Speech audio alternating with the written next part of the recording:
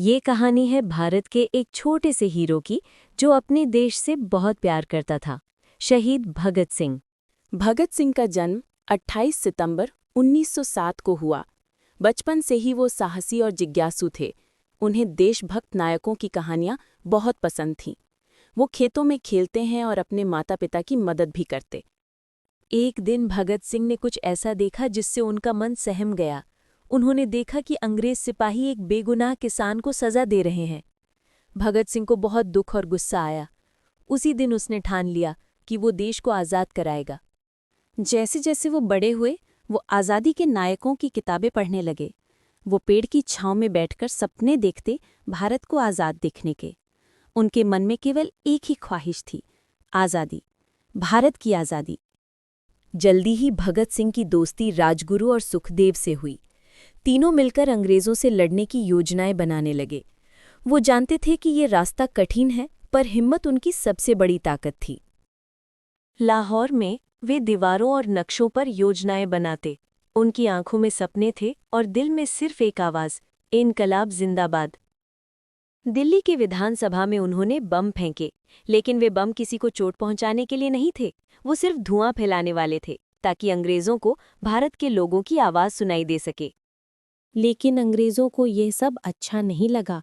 उन्होंने भगत सिंह और उनके दोस्तों को जेल में डाल दिया। लेकिन वहां भी वे किताबें पढ़ते रहते और निडर होकर मुस्कुराते रहते।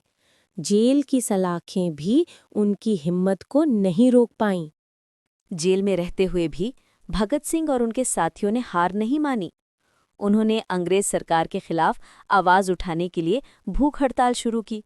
दिन बीतते गए, उनके शरीर कमज़ोर होते गए, लेकिन उनका हौसला और मजबूत होता गया। उनकी ये भूख सिर्फ खाना न खाने की नहीं थी, बल्कि आज़ादी की भूख थी।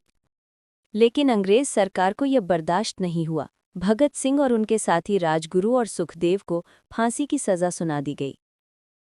23 मार्च 1931 को, जब भगत सिंह सिर्फ 23 साल के थे, अंग्रेज सैनिक आए और बोले, चलो, वक्त आ गया है। उस समय भी भगत सिंह और उनके साथी डर से कांपे नहीं, बल्कि वे मुस्कुरा रहे थे। धीरे धीरे वे फांसी की ओर बढ़ने लगे। हर कदम पर उनकी आवाज़ गूंज रही थी, वंदे मातरम, भारत माता की इनकलाब जय। जिंदाबाद, इनकलाब जिंदाबाद, भारत माता की जय। इनकलाब जिंदाबाद। मौत सामने खड़ी थी, फिर भी उनके चेहरे पर गर्व और शांति थी, मानो कह रहे हो, हम जा रहे हैं, लेकिन आज़ादी जरूर आएगी। तीनों एक दूसरे से गले मिलते हैं और फांसी के फंदों के पास जाकर खड़े हो जाते हैं। वे कहते हैं, हमारे लहू की हर बूंद भारत की मिट्टी को आज़ाद बनाएगी। हम मर रहे हैं, पर हमारा सपना जिंदा रहेगा। सैनिक उन्हें बांधते हैं। चारों ओर गहरा सन्नाटा छा जाता है, लेकिन तभी उनकी आवाज़ गूंजती है। इनकलाब ये जिंदाबाद। नारे आज़ादी की गूंज इनकलाब बनकर पूरे जिंदाबाद। जेल में फैल जाते भारत हैं माता की जय।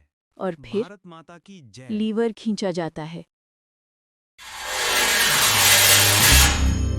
उनके शरीर मिट जाते हैं, लेकिन उनके सपने, उनकी कुर्बानी हमेशा हमेशा के लिए अमर हो जाती है।